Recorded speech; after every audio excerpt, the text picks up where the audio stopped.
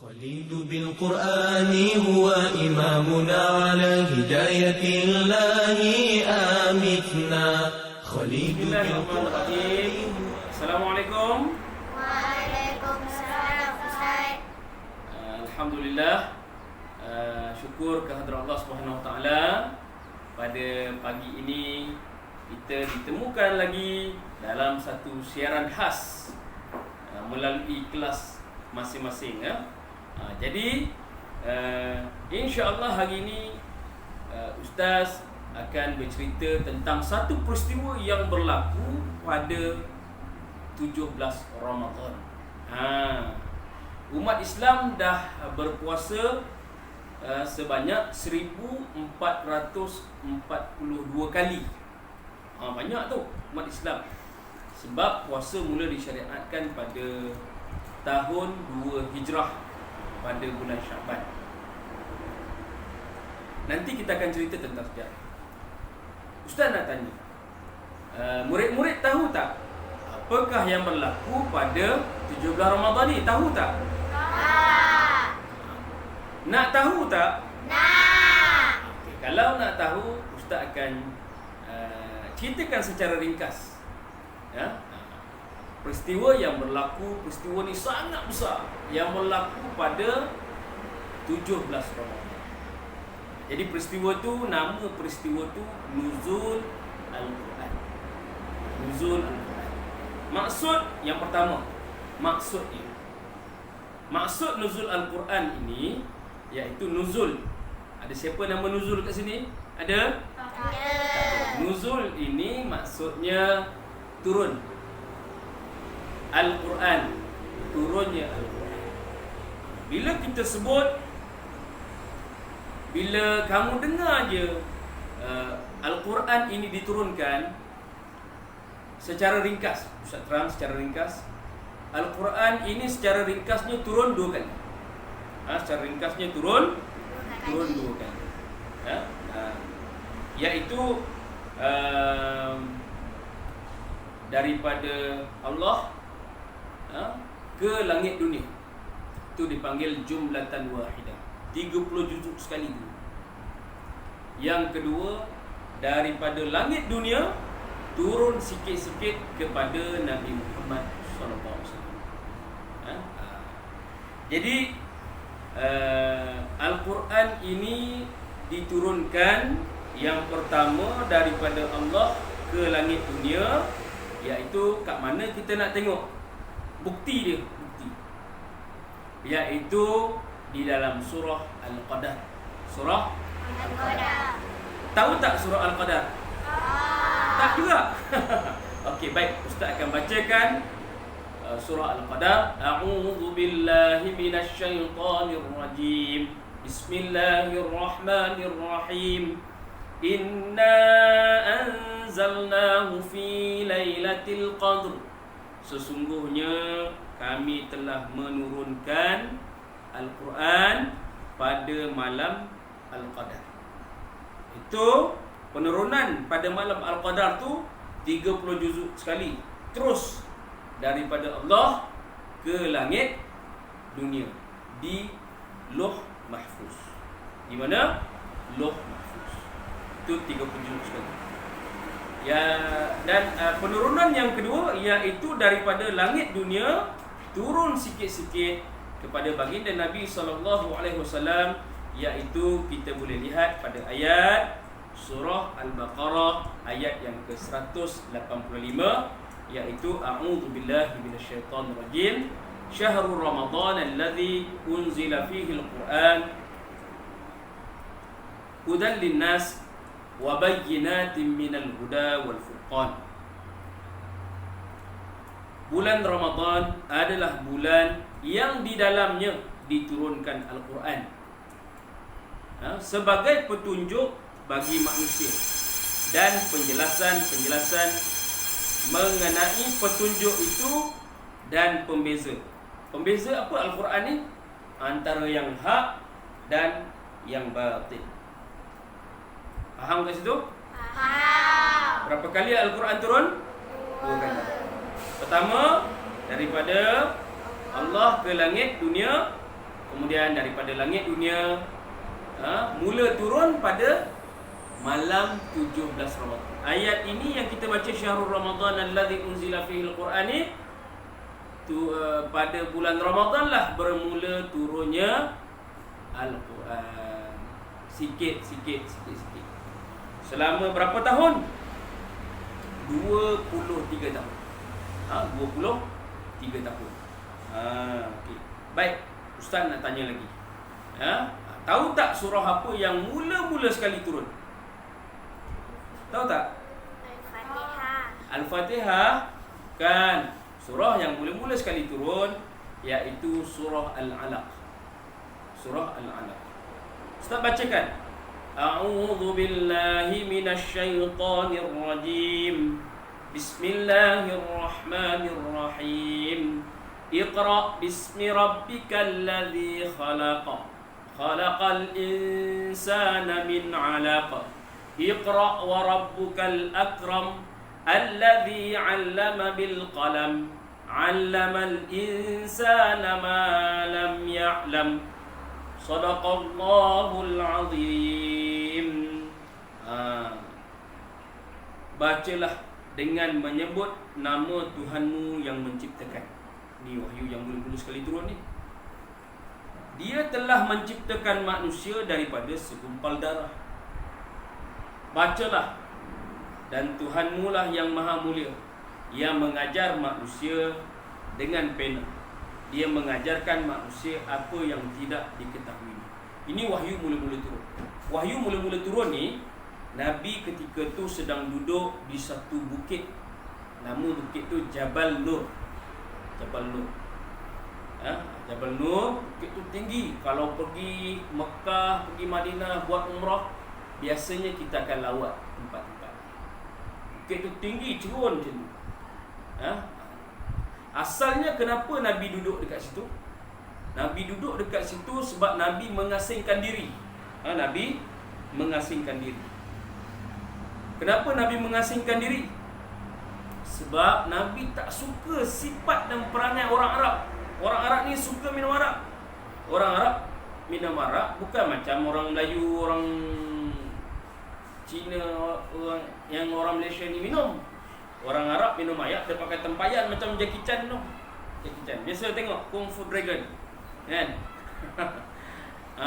Tapi orang Arab ni dia suka minum arak. Memang dia suka minum arak. Dia suka mabuk. Lagi dia suka apa? Dia suka menyanyi. Dia suka buat pesta. Setiap bulan mesti ada pesta. Setiap bulan mesti ada pesta. Jadi Nabi tak suka. Bila Nabi tak suka, Nabi asingkan diri. Nabi asingkan diri pergi duduk mengasingkan diri di Jabal Nur. Jabal Nur ni nama bukit, Bukit Nur. Dan di Jabal Nur itu ada satu gua, nama gua tu Gua Hira. Gua Hira. Gua Hira. Jadi di situlah Nabi mengasingkan diri. Tengah-tengah mengasingkan diri, datang seorang laki-laki yang Nabi tak kenal. Nabi tak kenal, datang seorang laki-laki. Dia kata dia bawa satu lembaran. Kan? Cuba kalau kita duduk sorang-sorang, tiba-tiba datang seorang lelaki, tiba-tiba datang kat kita bawa. Kan? Adalah kita tak kenal, tiba-tiba nak suruh kita baca pula. Macam tu Nabi. Jadi sebenarnya yang datang tu siapa? Malaikat Jibril. Tapi Nabi tak tahu lagi. Iqra ya Muhammad. Nabi cakap apa? Ma ana biqari. Aku tak boleh baca. Iqra ya Muhammad. Ma ana biqari. Iqra ya Muhammad. Ma ana biqari. Aku tak boleh baca. Jadi malaikat Jibril peluk Nabi sebanyak 3 kali. Setelah itu barulah Nabi boleh baca. Jadi baginda Nabi SAW ni terima wahyu yang pertama. Terima wahyu yang pertama ketika Nabi sedang duduk mengasingkan diri di Gua Hira. Di Gua Hira. Baik. Setelah daripada peristiwa itu, Nabi mula tertanya-tanya. siapakah lelaki yang datang pertama? Yang kedua, apakah ayat yang Nabi dengar, dan Nabi dapat itu? Nabi tertanya-tanya sebab apa? Sebab ayat yang dibacakan itu tak pernah kalam tadi tak sama dengan karangan manusia. Tak sama. Tak sama. Sebab Nabi ni dia dilahirkan di sebuah perkampungan Bani Sa'ad. Bani Sa'ad ni dia punya kesusasteraan. Kesusasteraan. Dia sangat tinggi. Jadi apabila Nabi dengar kalam Iqra bismi rabbikal ladzi khalaq khalaqal insana min 'alaq. Ustaz tak pandai taranum, tapi kita kat sekolah ni ada seorang ustaz Al-Hafiz. Ustaz pun kagum dengan dia. 30 juzuk Quran tu ada dalam dada dia. Siapa dia? Kenal? Tak kenal? Ni ustaz kenalkan. Ustaz Afiq. Ustaz Afiq. Dia seorang yang hafiz Quran. 30 juzuk tu ada. Ustaz bukan hafiz, ustaz hafaz. Baik. Jadi bila satu hari Nabi turun daripada Gua Hira tu, kan? Bila Nabi turun daripada Gua Hira, tiba-tiba Nabi dengar satu suara daripada langit. Satu suara daripada langit. Kemudian Nabi mendengar. Apa yang Nabi nampak? Keadaan malaikat Jibril dalam rupa yang sebenar. Keadaan malaikat Jibril dalam rupa yang sebenar. Lalu Nabi tengok macam tu, Nabi ketakutan. Nabi terus balik ke rumah. Bila balik ke rumah, Nabi minta pada isterinya, ya Khadijah, selimuti. Nabi takut kan. Tengok malaikat Jibril ni, kan, malaikat Jibril dia ada sayap. Dia ada 600 sayap. Ini kali pertama Nabi dapat melihat malaikat Jibril dalam rupa yang sebenar. Jadi tengah-tengah Nabi berselimut itu turun lagi wahyu. Bismillahirrahmanirrahim. Ya ayyuhal muddathir qum fa'anzir. Wahai orang yang berselimut, bangunlah lalu beri peringatan. Belum lagi Nabi dapat bertenang, kan? Nabi tengah ketakutan tu, Nabi diturunkan lagi wahyu yang kedua, surah Al-Muddathir. Jadi itu di antara sejarah penurunan Al-Quran. Turun, kemudian Al-Quran itu mula diturunkan sikit demi sikit selama 23 tahun. Selama 23 tahun. 13 tahun di Mekah, 10 tahun di Madinah. 13 tahun di Mekah, 10 tahun di Madinah. Okay, jelas tak murid-murid tentang sedikit Ustaz bacakan tadi tentang sejarah penurunan Al-Quran? Boleh dapat? Boleh. Sekarang Ustaz nak cerita sejarah pembukuan Al-Quran. Sejarah pembukuan Al-Quran. Jadi selepas kewafatan Nabi sallallahu alaihi wasallam,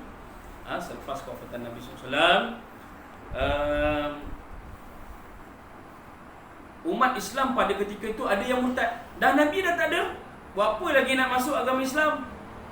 Kan? Nabi dah tak ada. Jadi Abu Bakar arahkan, ada orang yang murtad, ada orang tak nak bayar zakat. Jadi Abu Bakar arahkan, orang yang murtad dan orang yang tak nak bayar zakat ni kita perang dia. Jadi bila perang, ramai yang mati. Bila ramai yang mati, di antara yang mati itu ramai yang menghafal Quran. Jadi Sayyidina Umar ni dia risau.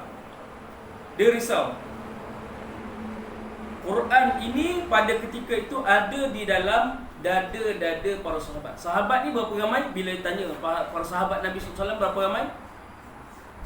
100,000 hingga ke 140,000. 100,000 hingga 140,000 Sahabat ni ramai. Sahabat ni orang yang pernah berjumpa dengan Nabi SAW. Antara sahabat siapa? Abu Bakar, Umar Al-Khattab, Uthman bin Affan, Ali bin Abi Talib, Zubair bin Awam, Ubay bin Ka'ab, Khalid bin Al-Walid, Thabit bin Qais. Pernah dengar tak nama-nama tu? Pernah dengar tak? Tak pernah dengar. Kalau ustaz baca Awi, Era Fazira. Siapa lagi yang pernah kamu dengar? Ini pernah dengar tak nama tu? Tak pernah dengar. Jadi kalau anda kata biasanya kamu ni lebih kenal artis daripada ulama, betul tak? Siapa artis yang kamu kenal? Siapa artis yang kamu kenal? Siapa? Kan ramai yang kenal artis. Ramai yang kenal artis. Jadi bermula daripada saat peperangan tu, ramai sahabat yang menghafal Quran ni mati. Bila mati Abu Bakar ni, Sayyidina Umar risau, takut Al-Quran hilang. Jadi Sayyidina Umar ni dia cadang pada Abu Bakar, wahai Abu Bakar, apa kata kita mashafkan Al-Quran? Kan, mashafkan Al-Quran. Al-Quran ni tafsir. Al-Quran dimashafkan macam ni, dimashafkan. Jadi Abu Bakar ni satu orang yang tak akan buat benda yang Nabi tak buat. Tak akan buat benda yang Nabi tak buat. Ni Abu Bakar. Ni Sayyidina Abu Bakar. Abu Bakar tak terima terus cadangan Sayyidina Umar. Tak terima terus. Jadi Abu Bakar ni dia munajat, minta tolong pada Allah. Last kali dia terima. Bila terima, bermulalah sejarah pembukuan Al-Quran. Dan sejarah pembukuan Al-Quran yang lengkap lah jadi satu mushaf, iaitu pada zaman Sayyidina Uthman. Pada zaman Sayyidina Uthman. Kita tengok Al-Quran hari ni kan. Kamu tengok Al-Quran hari ni, ada baris, ada titik kan. Al-Quran mula-mula dulu tak ada baris, tak ada titik. Tak ada baris, tak ada titik. Bila ramai orang masuk Islam, macam mana pula nak baca Quran? Kan? Masa mula-mula dulu Al-Quran ditulis dengan khat kufi. Khat kufi. Kalau siapa pergi umrah, dia miqat di Hudaybiyah, balik daripada miqat tu ada satu muzium. Dekat muzium tu ada Al-Quran yang asal yang ditulis pada zaman Sayyidina Uthman. Boleh tengok. Dia khat kufi, tak ada titik, tak ada baris. Oleh kerana Islam tu berkembang. Bukan semua orang Islam tu orang Arab. Orang Arab pun belum tentu nak baca Quran tu tanpa baris dengan betul. Ini kan pula kita ni kan, orang Melayu, orang Jawa, orang Cina kan. Jadi Al-Quran itu mula dibariskan. Bila waktu dibariskan? Ni Ustaz cerita. Al-Quran itu mula dibariskan pada zaman Abu Ja'far. Pada zaman Abu Ja'far menjadi khalifah. Khalifah kan mula daripada Abu Bakar, Umar, Uthman, Ali, Muawiyah, Yazid, Marwan, Abdul Malik, Al-Walid, kan ramai tu. Sampailah ada seorang khalifah namanya Abu Ja'far. Pada zaman Abu Ja'far ni Al-Quran mula dibariskan dan dititikkan.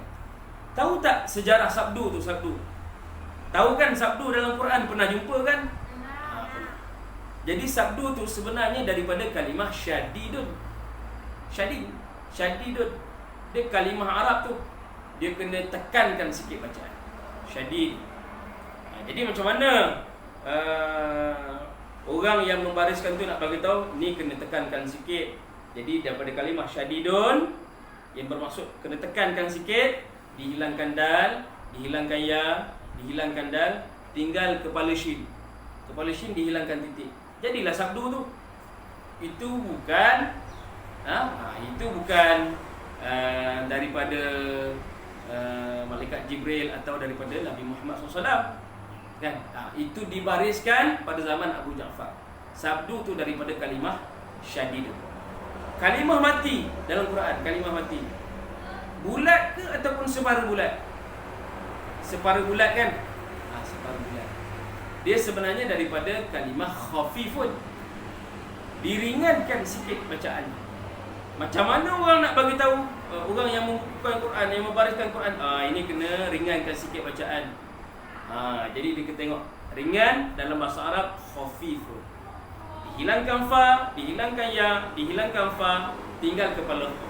Kepala kha, hilangkan titik. Itu yang asal daripada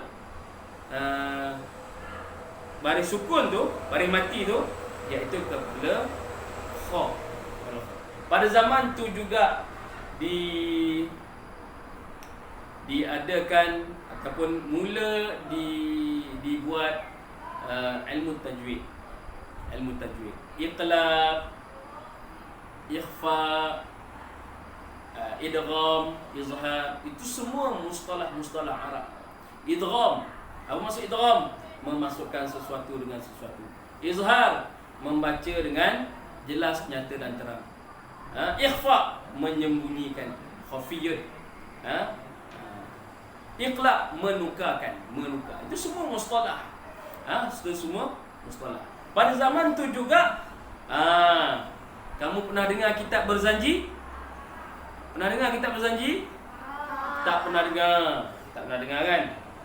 Dia sebab kalau tengok kitab berzanji tu, nama pengarang tu Abu Ja'far Al-Barzanj. Sebenarnya Abu Ja'far ni khalifah. Barzanj tu nama kampung dia. Sampai kita orang Melayu kita cakap kitab berzanji. Pada zaman tu juga. Masa itulah ada Tala'al badru alaina, ada dalam tu. Kan? Tu nak buat bait syair tu kena sama. Tala'al badru alaina min saniyatil wada'i. Kena sama 8. Ingat senang nak buat. Tapi itu kehebatannya lah. Islam ni mula berkembang dan mula dibariskan, diletakkan titik yang asal tak ada titik. Kemudian dibuat ilmu tajwid untuk panduan.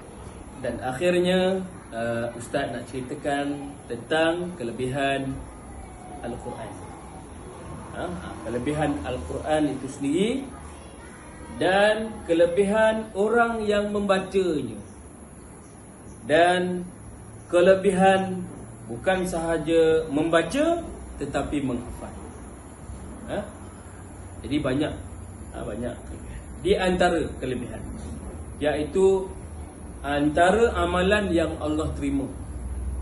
Yang Allah terima kalau andai kata dibaca, kalau baca Quran tak faham, baca tapi tak menghayati, baca tapi tak tahu maknanya, maksudnya. Ini di antara satu-satu amalan, iaitu membaca Al-Quran. Allah akan terima dalam keadaan apa jua keadaan kita. Kita khusyuk ke, kita fokus ke, ataupun kita tak fokus. Satu lagi amalan, selawat. Allah akan terima apa saja amalan. Keadaan kita membaca selawat, dalam keadaan fokus ataupun tidak fokus, lalai ataupun tidak. Baik. Dan Al-Quran ini juga di antara kelebihannya menyelamatkan kita daripada azab kubur. Antara amalan membaca Al-Quran untuk selamatkan kita daripada azab kubur, iaitulah mengamalkan surah Al-Muluk. Surah Al-Muluk. Satu. Yang keduanya iaitu membaca Al-Quran sebelum masuk waktu subuh. Ini di antara kelebihan membaca Al-Quran, dan pembacaan Al-Quran itu menyelamatkan kita di dalam kubur. Baik,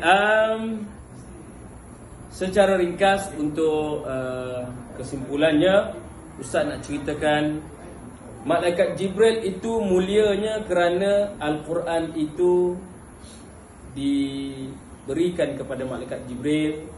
Dan Malaikat Jibril di antara malaikat yang membawa wahyu Al-Quran, kalamullah, menjadikan Malaikat Jibril itu mulia, menjadi ketua kepada para malaikat. Kemudian Al-Quran itu diturunkan kepada Nabi Muhammad Nabi Muhammad ini di antara Nabi dan juga Rasul yang menjadi penutup para Nabi dan penutup para Rasul, dan menjadi ketua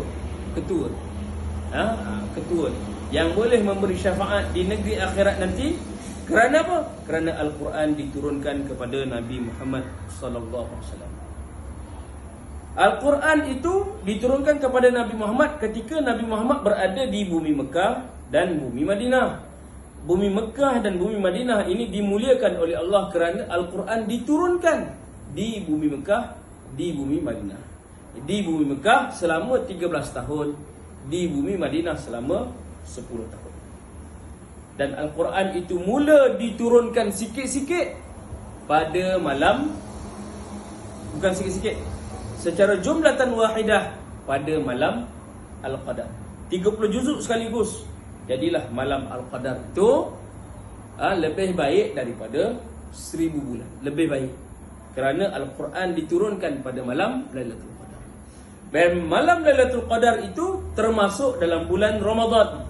Bulan Ramadan itu terlebih baik dan terlebih mulia daripada bulan yang lain disebabkan kerana Al-Quran diturunkan di dalam bulan Ramadan. Jadi kalaulah anda kata Al-Quran itu keseluruhannya ada di dalam dada kita, kan, menjadikan insya-Allah akan diangkat dan dijadikan mulia oleh Allah Subhanahu wa taala. Jadi ketenangan jiwa, dapat tenang, dapat tenang dan mendapat rahmat hidayah petunjuk daripada Allah SWT. Itu saja daripada Ustaz. Aku qali hadza wa astaghfirullah. Assalamualaikum warahmatullahi wabarakatuh. كلام ربنا هدايتنا عطاء جبريل على رسولنا كلام